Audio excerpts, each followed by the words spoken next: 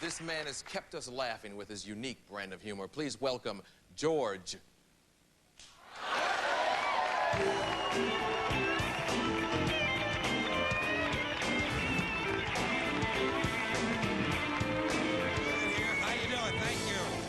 How you doing? Hey, nice to see you. Listen, I'm here to exploit this war. I'm here to exploit this war. War is good for business. Just take a look at the stock market, so I'm here to exploit it just like everybody else in this country. Best thing about this war, it's on every channel. And every channel has a slightly different war. Did you notice that?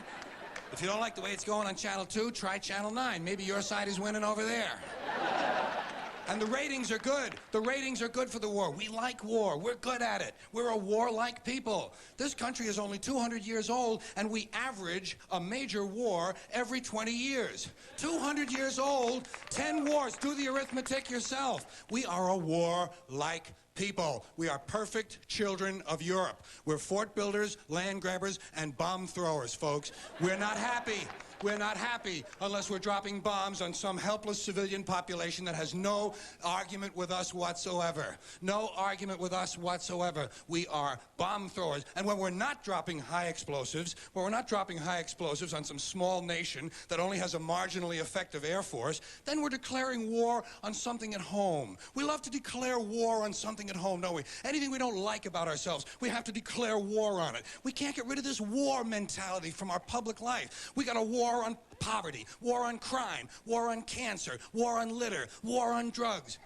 Did you ever notice we don't have a war on homelessness? No war on homelessness. You know why? You know why? I'll tell you why, because there's no money in it.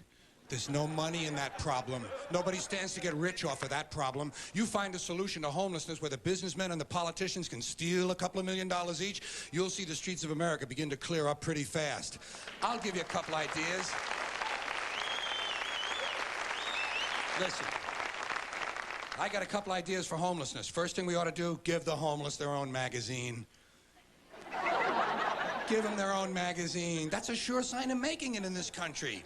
Every group in this country that makes it gets its own magazine. They got Working Mother magazine, Black Entrepreneur magazine, Hispanic Business magazine. Any activity engaged in by more than 4 people in this country gets a magazine devoted to it. Dart throwing, backpacking, basket making, boating, hiking, walking. Walking! There's actually a magazine called Walking! Look, Dan, the new Walking is out. Here's a good article, putting one foot in front of the other. Give them their own magazine. You know?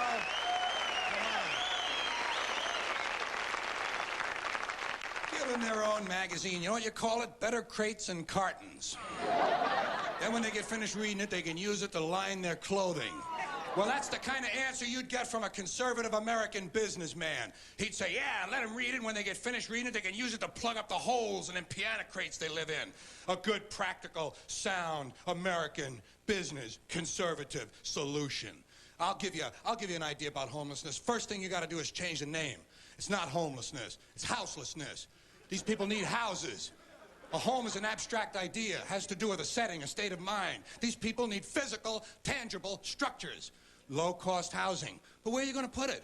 Nobody wants you to build low-cost housing near their house. They don't want it near them.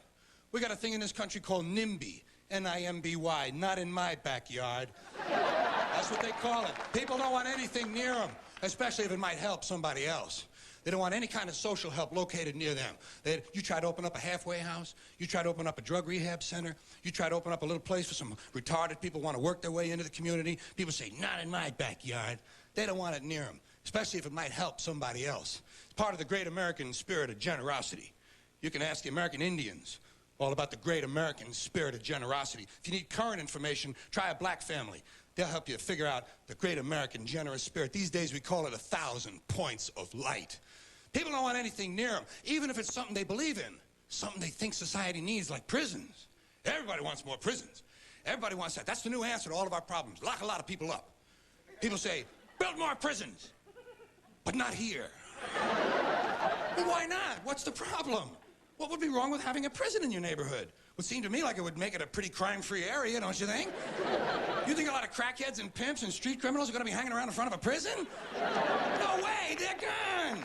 What's wrong with these people?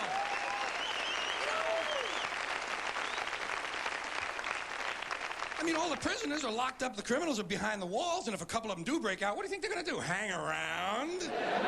Check real estate? No way. They're gone. The whole idea of breaking out of prison is to get as far away as you possibly can. Not in my backyard. Well, I got an idea where we can put some low-cost housing. Golf courses. This is just what we need. Golf courses. Plenty of good land. Plenty of good land in nice neighborhoods, land that's devoted now to a meaningless, mindless activity engaged in primarily by white, well-to-do male businessmen who use the game to make deals to get together to carve the country up a little finer among themselves. Golf is an arrogant, elitist game, and it takes up entirely too much room in this country. Entirely too much room. Listen to me. You know how much room it takes up? 17,000 golf courses, about 150 acres each. That's 3 million acres. That's 4,800 square miles. 2 Rhode Islands and a Delaware. You could build for the homeless on the land that's currently devoted to this meaningless, mindless, arrogant, elitist, racist game. Racist game. Racist game. I say it's time to reclaim that valuable land from the wealthy and turn it over to the homeless. You see, I have solutions. You know the only problem? No one ever calls.